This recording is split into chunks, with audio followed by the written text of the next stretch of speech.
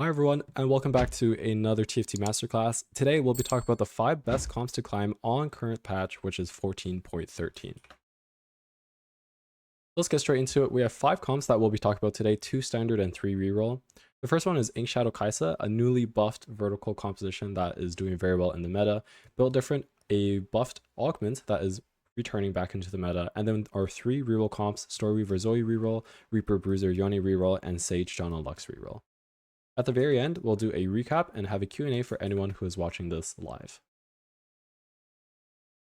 Alright, so our first comp is going to be Vertical Inkshadow Kaisa, where we will be playing 7 Inkshadow in this composition. This is a fast 8 comp, which means you'll be wanting to go level 8 on stage 4-2. And remember to only play this with an Inkshadow +1, either from an Augment, so Inkshadow Crest or Crown, or if you have a Wandering Trainer or a Tome somehow.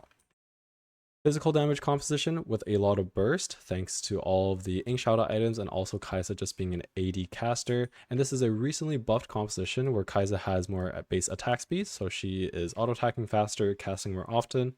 And then also Inkshadow at the 5 and 7 breakpoints got buffed from 15 to 20 to 16 and 22.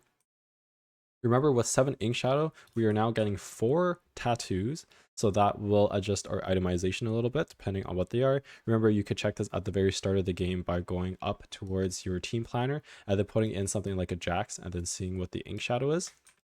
And then also 17% bonus damage and damage reduction on top of that based 5. So we are having 22 bonus damage and 22 damage reduction for all of your Inkshadow units.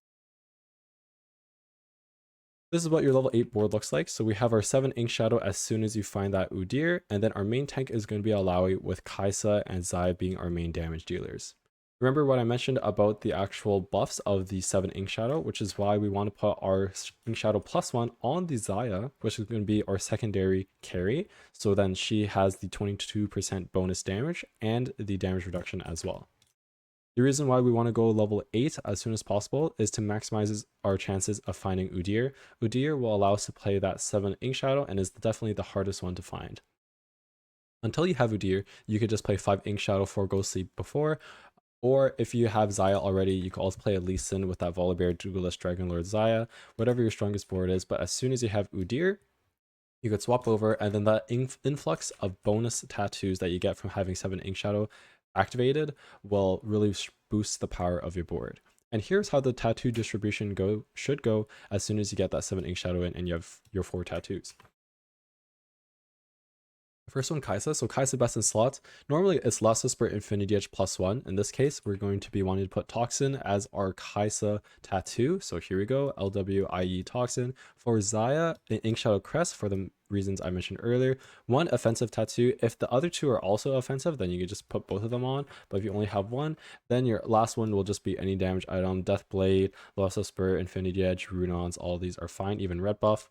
For Alawi, because she's going to be our main tank, this is who you will be wanting to put the newly unbugged tattoo protection on her. So here we are. And then 2 extra tank items, a Gargoyle, Crown Guard, Adaptive Helm Redemption. These are all fine, even Dragon Claw. And then last but not least, Udyr is going to be our melee kind of bruiser carry. So Tattoo of Force, Tattoo of Vitality. These are both great tattoos to put on Udyr, and then +1, some sort of healing. So either Bloodthirster, Hand of Justice, or because Udyr has AP ratios, Crown Guard, Adaptive Helm are fine as well.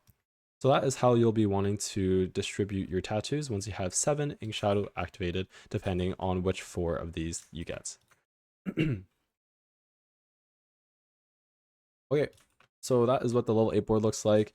Best in slot augments to go along with this composition. Of course, you will need an Inkshadow +1, so either the Inkshadow Crest or Crown. You can also get this from Wandering Trainer. And then we have general combat augments that really work well with this. Tiny but Deadly. We have so much damage already. The Tiny but Deadly really helps us amplify and output that. Cybernetic Bulk, because we have so much damage reduction across our Inkshadow units, giving them extra HP, gives us some more effective HP. Same thing with Unified Resistance. And then Martyr, Best Friends, Unified Resistance, Unified Resistance here is twice. So Unified Resistance 1, Unified Resistance 2, the silver and gold, both of these are good. And then last but not least, Call to Chaos gives us a lot of potential really good options, such as like the double locket, double attack speed, or even just being able to go level 9 and finding that Udyr a lot easier. So that is the new Inkshadow Kaisa composition, definitely give this a try if you have an Inkshadow +1, and you'll definitely be seeing some good results. Moving on to our second is going to be a comp that has been around a while, but now is recently buffed again, built different. As you see here, the HP has been increased at each breakpoint. So this is for each stage. Remember that it's the HP and the attack speed that scales based off of your actual stage. What this augment actually is, so traitless units will gain both HP and attack speed. As I mentioned, that scales with each stage.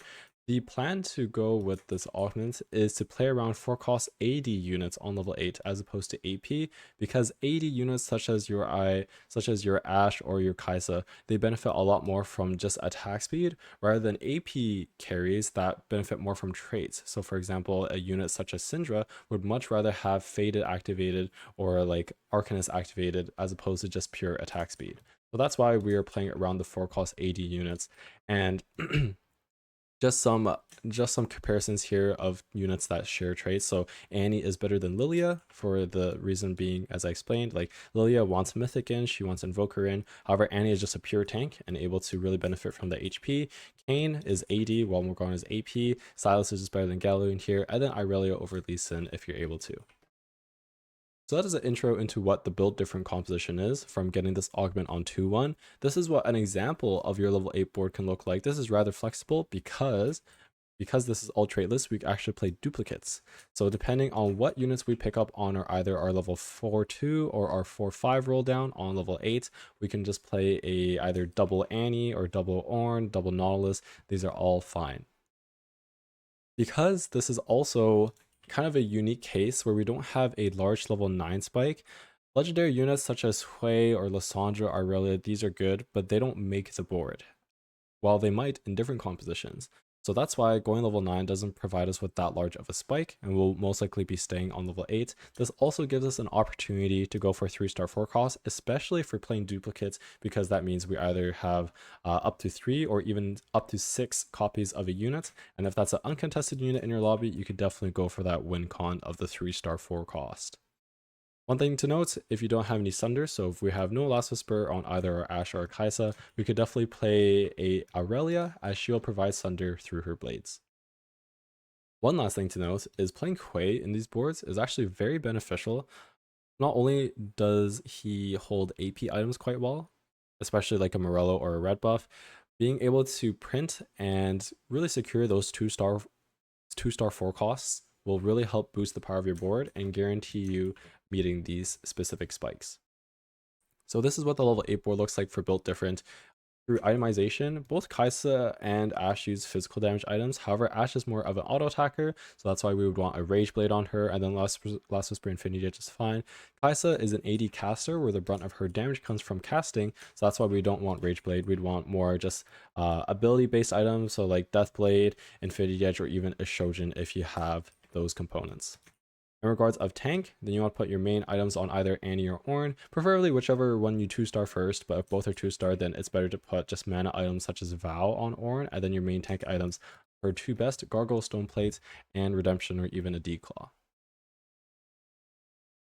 Best install augments to go along with this comp, well, of course, you need built different. This is best on 2-1. You can take it on 3-2, however, you'll most likely have already a team built, and it's just a little bit more awkward to transition into it there. Jewel Lotus 3, essentially because of the bonus HP and attack speed to all of our 4-cost units, each 4-cost unit is able to at least output some sort of damage, or at least some, like, perform well, so being able to crit on their abilities, and then also it saves us an item on our main backline. Overwhelming Force, because this is a 4-cost AD centric build, and then Lucky Gloves, same reasoning as Jewel Lotus 3. Each one of these units are juiced, so being able to get them items is really good. Okay, so those were our 2 compositions that were standard, which means we're playing around 4 costs and not rerolling. We're going to dive more into our reroll comps now. So the first one is going to be Storyweaver Zoe reroll, where we're playing vertical Storyweaver, so that is 7. And this is a very bursty comp revolving around magic damage. Now there's 2 ways you could play this. The first way is either just reroll for Zoe 3. This could be on level 7 or level 8 depending on if you have any Storyweaver +1s or just the state of the game. Or you could push levels and go for the legendary 2-stars, capping more around like your Wukong 2, Rakan 2, or Aurelia 2. The reason why this composition is good is the Zoe Burst plus the Blue Kale, so triple Blue Kale. It can easily beat these melee Reaper comps. The Canes, the Yones, they will just get popped with a Zoe cast and a Blue Kale cast. One last thing to note is both of these sources of damage are magic, and there are main sources of damage, which means we are going to be needing some sort of shred in this comp, so either a spark or a shiv somewhere throughout our team.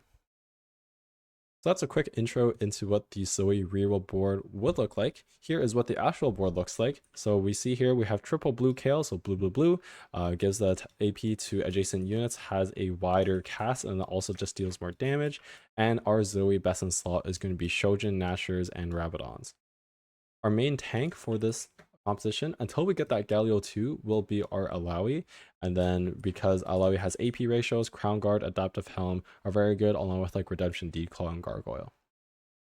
As previously mentioned, we can definitely reroll for our Zoe 3, especially if we're uncontested. This will start around stage 4-1, go for that Zoe 3, and then at this level you can play 7 Storyweavers if you have a +1 Storyweaver, and then you would drop Morgana and reroll on that level. Let's say Zoe is contested, then you could level to 8, play that Morgana for Ghostly and Sage, and then decide from there to either pump levels and go for the legendary cap out, or reroll on level 8 for Zoe 3, which is still perfectly fine. And then maybe Alawi is uncontested, normally not the case, but you could definitely decide from there what your win con might be. Very last thing in terms of positioning is you want to make sure that your blue kale and your Zoe are in front of the largest enemy clump, mainly your blue kale, but you want to have your burst stacked up together, so then that way they're able to kill the largest clump, especially if it's melee carries such as the Reapers, and then just like that the enemy damage is gone and you're able to clean up the rest of the enemy board. Best in slot augments to go along with this comp, a Storyweaver +1 really helps, allows you to drop a Sivir, which is essentially the same thing as having a Tactician's Crown, just being able to replace a bad unit and play a better one. Call to Adventure, the actual Storyweaver Kale augment that allows her to continuously stack up. Jewel Lotus 3 allows her to crit, and then Magic Wand, it gives us a rod which is needed and also more AP for the whole team. So that is the first reroll, the reroll composition, very bursty and some magic damage, and a direct counter to this comp, which is the Reaper Bruiser Yone Kane board. So this is a level 8 board where you have a lot of physical damage, a lot of burst as well, and you have some backline access due to the Yone ability. This is a very solid top 4 composition and spikes really hard mid to early late game. However, it has quite a low cap. Not only are you playing around melee carries, but the highest cost unit that you'll be essentially playing in this board is a 4 cost unit. It is a Yone plus Kane duo carry, so make sure that you have items for both of them, which we will show on this next slide. This is what your board is going to look like. Very simple 4 Bruiser, 4 Reaper, with our 2 main damage dealers being Yone and Kane. Let's say that you go level 8 and then you have a Yone 2 but also a Kane 2. Make sure you itemize both, and then any extra items you could put either on your Silas, Galio, or Kindred depending on what they are. So healing reduction would go on Kindred. Any AP, melee, bruiser, mage items such as Ionic Spark, Adaptive Helm, or Crown Guard would go on Silas, and then Galio would just take a Gargoyle Stone Plate, a Redemption, or a Vow. If Yone is uncontested in your lobby, similar to the Zoe theory, you could definitely slow roll for that Yone 3 instead before pushing levels. This would normally occur on 4-1 on level 7. Best in slot to go for the Yone. Essentially, there is a large variety or combination of items that you can use, as long as you have some source of healing, a Titans, and then your last one could be either a Quicksilver, another Titan, Sterk, Edge of Night, especially if you have the Not Today augments, or Infinity Force, which is one of his best items. Kane will take your leftover AD items unless you have little buddies. In that case, Kane will become your number 1 priority and your number 1 carry, and then Yone or Silas would be your secondary. Last but not least, in regards to positioning, we essentially have a weak side and a strong side. So this would be our strong side where we have our Kane, Silas, Galio, and well, Yone, he will always be in the middle normally, so that doesn't really count. And then this will be our weak side, where we want the enemy carries to get through our bruisers and just our trait bot, which essentially Kha'Zix first, while letting our damage dealers actually do damage. And if there is some damage on this side, then Galio will be sure to taunt and give them a aggro drop, so then Arcane and Silas don't die right away. So that's what the level 8 board looks like. Best in slot augments go with this. There are a lot of augments that complement this composition. Reaper +1 will allow us to drop Kha'Zix and play better units. Grim Harvest, the actual Reaper augment, not today for Edge of Nights. Stationary support, there's a lot of really good support items, especially Banshee's Veil that melee carries love to play around with. And then Freaky Friday for giving us those infinity forces on our main carries.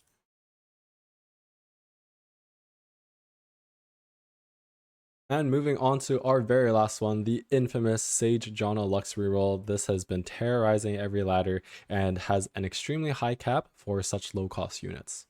This is a level 6 to 7 composition where we are rerolling 2 and 3 costs, and this is a sustain comp, purely doing magic damage with a lot of backline access thanks to the Lux. As mentioned, because we have a lot of magic damage, or purely magic damage, we will be needing Shred, and in this case, a Shiv is better than a Spark because Lux has that backline access. This is what the level 7 board is going to look like. If you're stabilizing on level 6 first, then you would just drop the Morgana and then play Alawi, Mumu Diana, and Janna, Zyra, and Lux. Once you're at level 7, then you could definitely play that Morgana for Sage Ghostly, and we'll just have a larger or stronger board overall.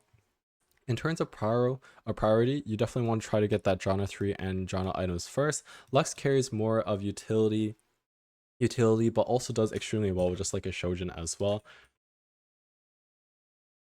Our main tank will be Alawi, so make sure you get a Gargoyle, Stone Plate, and a Dragon Claw on her. And then regarding positioning, Lux wants to be on the opposite side of the enemy carry, so then she is able to snipe them. If the enemy carry has, or the enemy board has a lot of frontline units, especially in the center, then you can move Lux more towards the middle to avoid some of them and try to get the stun on the enemy carry. The reason why Spark is, or Shiv is better than Spark on Alawi is because being able to apply the magic resist shred to the backline and then being able to hit them all from the Shiv is possible. However, if you only have a Spark on your front line, then the enemy backline will never get their magic resist reduced. That's a bit of a tongue twister until the Alawi walks straight up to them. So that's why Shiv is a little bit better, just because we have the backline access, while Spark has a 2 hex range around the holder. Best in slot augments to go along with this final composition, Caretaker's Ally. If you're able to have Janna or Lux as one of these, then that is amazing. It essentially guarantees you to hit that Janna and Lux, and also allows you to hit it just a lot easier in general. Learning to spell, infinitely scaling your ability power, and eventually you'll one-shot everything and have an insane shield with Janna. 2 healthy, we have a lot of 2 costs in here, 1, 2, 3, so HP for the whole team. And then last but not least, Magic Wand. We need a lot of rods in this composition, and then also our entire board scales off of ability power, so ability power to all is very useful. Okay, and that is everything for today. So I will do a quick recap of everything that we talked about today, and then we'll hop into a Q&A for those who are watching this live. So today we talked about 5 comps that are performing extremely well on the current patch 14.13. As of last patch, Reroll is back, so we have 3 Reroll comps: Storyweaver Zoe Reroll, Reaper Bruiser Yone Reroll, and then Sage Janna Lux Reroll. Our 2 standard comps that are back in the meta are Inkshadow Kaisa, where we are playing 7 Inkshadow with an Inkshadow +1, and then also built different, a really good augment that you could take on 2-1, and then play around 4 cost AD units on level 8. So that has been everything for today. Thank you so much for watching, and definitely check out the comments and descriptions for more. Take care and have a great night.